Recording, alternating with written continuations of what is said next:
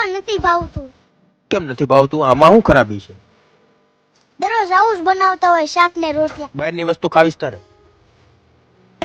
હાલ.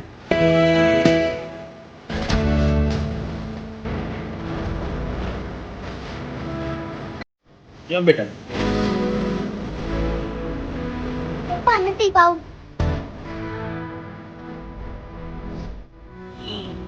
હલો, ઘરે વાયા જાય, બહારનું નથી ખાવું. નથી ખાવું ને?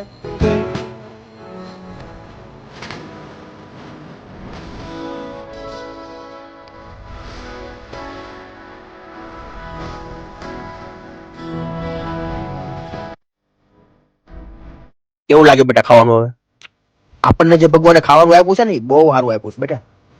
તે જોયું ને બહાર લોકો કેવી રીતે ખાય છે? ઘણા લોકોનું તો સપનું હોય કે આવું ખાવાનું મળે, આવું ઘરમાં પંખા નીચે બેઠા બેઠા ખાવાનું મળે, એવું સપનું જોવે છે માણસ. અને આપણી પાસે તો હકીકત છે. તો જે મળે એ ખાઈ લેવાનું હોય બેટા. આ શાક નથી ભાવતું, ઓલું શાક નથી ભાવતું, એવું થોડું કરાય. ખાઈ લેવાનું. હવે ખાઈ લે ને બધું.